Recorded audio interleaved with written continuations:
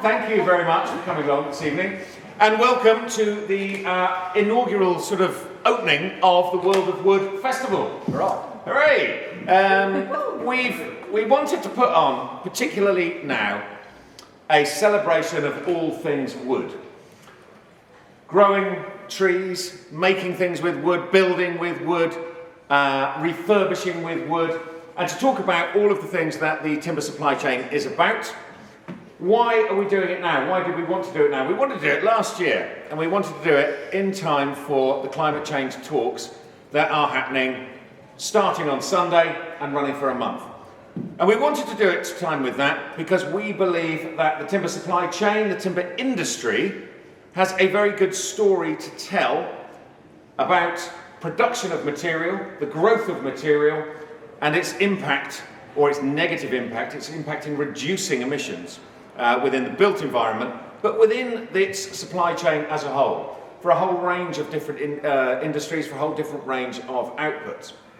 And we wanted to really put that in a broader context of climate change, of land use, of forestry, of materials, about where they come from, where they're going, what they're going to be used for, how you design things, not just for now, but for the future, and all of those different things. So we've put on a whole month's worth of talks in conjunction with the building centre here to really get that across.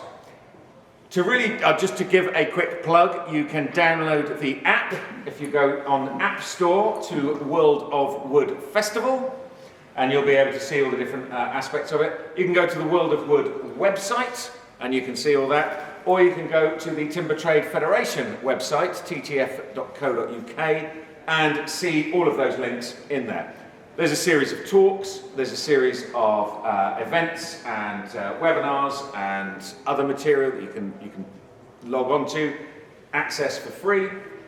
There's also, very importantly, 2 or 3, there'll probably be 4 by the time I finish, but 3 key themes that we wanted to do.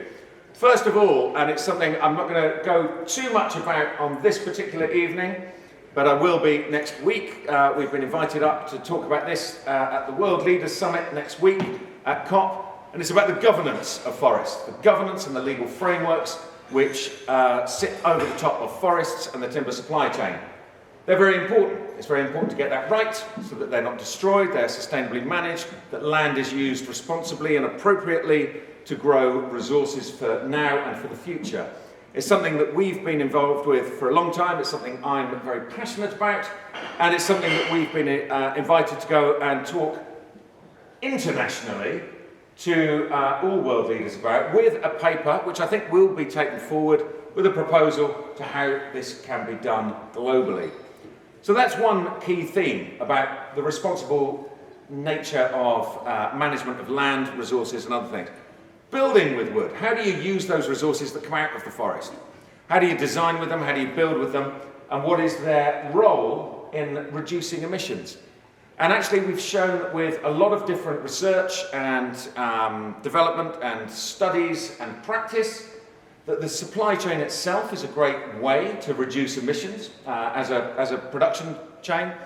Years ago, I used to work in various roles looking at how do you build your economy, how do you build your manufacturing base whilst still reducing emissions? How do you add value to your economy whilst reducing emissions? And actually, timber production, timber manufacturing and timber supply is a good way of showing how that can be done.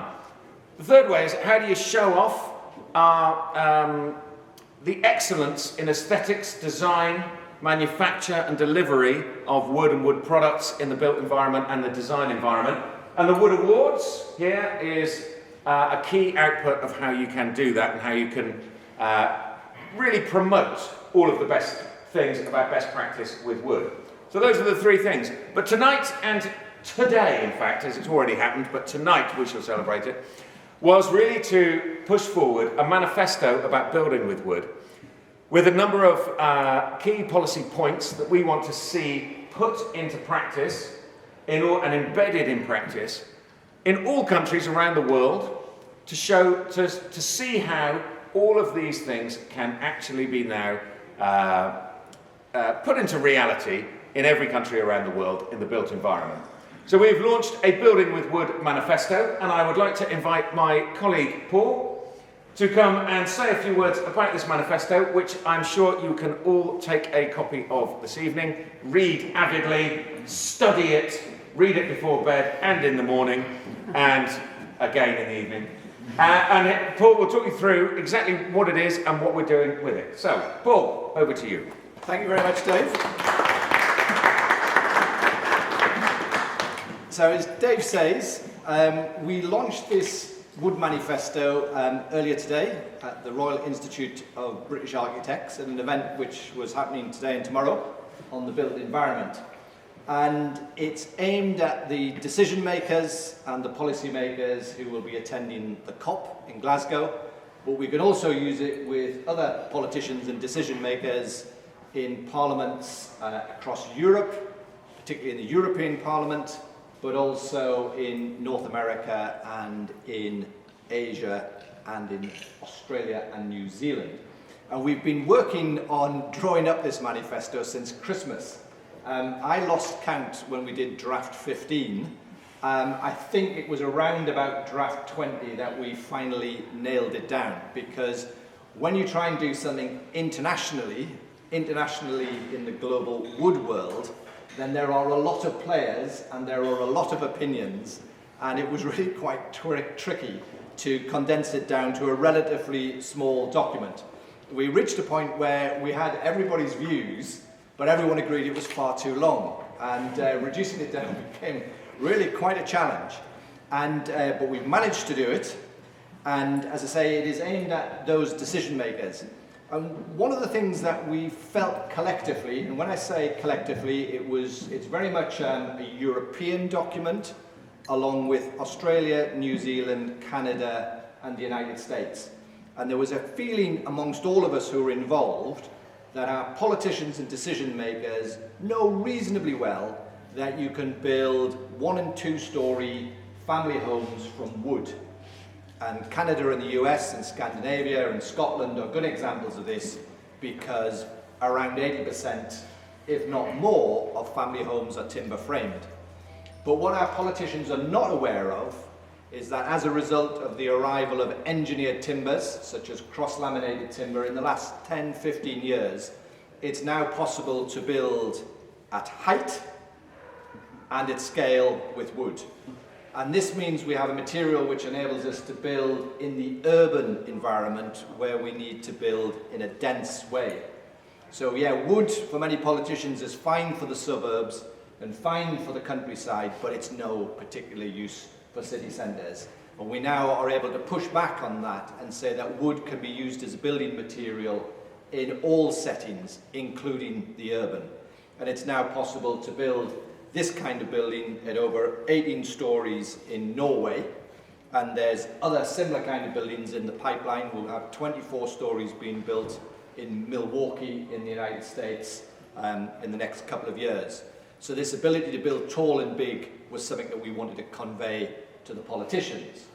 And together, that urban environment and that suburban and rural environment means we can grow the number of buildings that are made from wood, which in turn means we can grow the amount of carbon which is stored in the built environment. And it's this ability to store carbon in the built environment which many of us are finding really quite exciting. And it isn't just in new build that we can do that, we can also do it in renovation. And it may well be that in many ways the renovation market is just as big as the new build market. You put the two together and it's a huge opportunity to store a very, very large amount of carbon in the built environment. But we're going to do it in such a way as when we fell the timber in the forests, we have a sustainable product, we will replant, we will regrow. And there's a professor out there who, if you haven't come across him, you need to follow some of his teachings. I think teachings is maybe the right word, because in Germany, he's known as the climate change pope. The climate change pope. And I'm referring to Professor Schnellenhuber of the Potsdam Institute for Climate Impact Research. And he has, in recent years, been an advisor to Angela Merkel and also to Ursula von der Leyen, who is the President of the European Commission. And he's put forward the argument that we can have what he calls a forest carbon pump. We can grow trees in the forest, we can fell them, we can take the timber and we can move it into the built environment where we can store the carbon. And in a 100-year cycle, you can do that 3, 4, possibly 5 times as you move that timber into the built environment to store the carbon. And at the same time, you are substituting for carbon-intensive materials that are fossil fuel-based. And that's not just in new build, where we can substitute for steel and concrete, which are particularly problematic because of the high energy use, but we can also use it in renovation. And I myself, despite having followed this story of the wonderful world of wood for the last 6 or 7 years in increasingly close detail, was genuinely surprised and shocked to discover 6 months ago that when it comes to renovation materials used at a European level, 99% of what we use to renovate our built environment is fossil fuel based. Less than 1% of what we renovate our homes with, in particular insulate our homes with, is nature-based, including wood. Poland's got about 6%, that's the best we do in Europe. Germany's got about 5%, and everywhere else is 1% or less, which means that the overall figure for Europe is less than 1% of the material that is used to renovate, in particular insulate our homes, is fossil fuel based.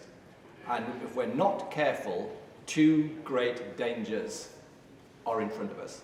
One is we fail to renovate the European building stock, and that will be a disaster for the climate. Or we do renovate the European building stock, but we use the wrong bloody materials.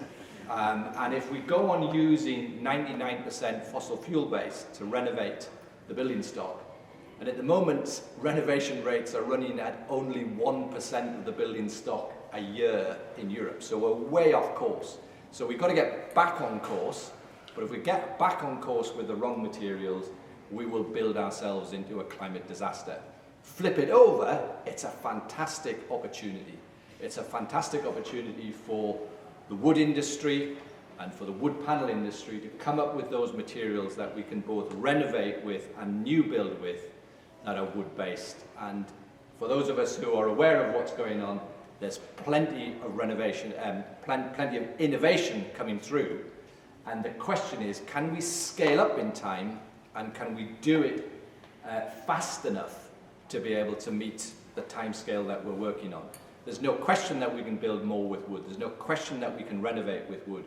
But we don't do it at scale, and if we don't do it fast enough, we won't hit net zero by 2050.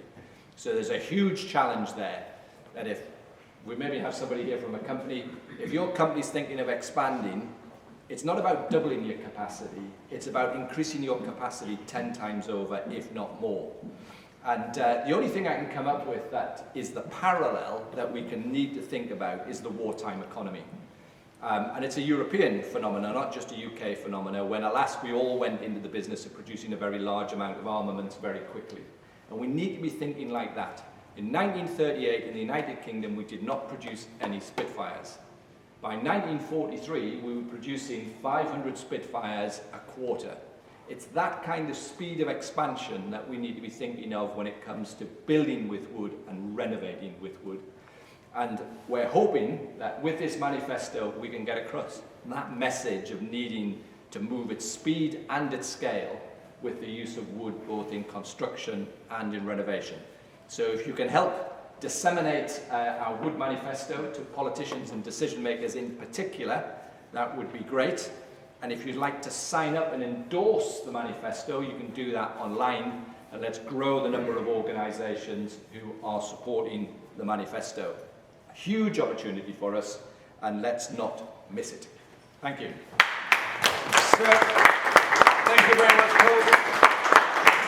Finally, just to wrap up, I will say, next week we will be sending out to everyone here, to all of our members at the Timber Trade Federation and Trada, which is merged now to become Timber Development UK, and to anyone else who wants them, template letters to send to your MPs, so that it's not just us saying this. The timber industry is obviously going to say, build with wood.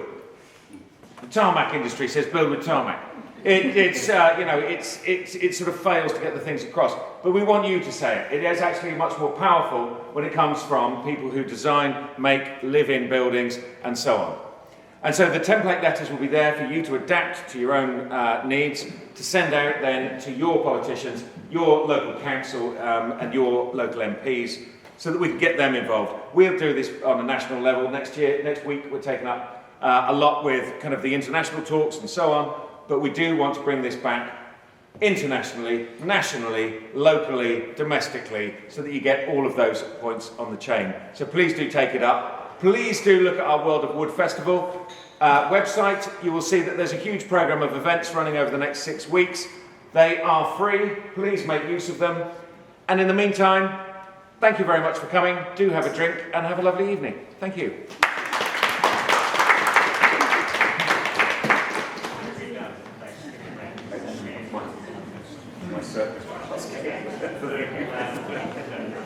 That's my busking act.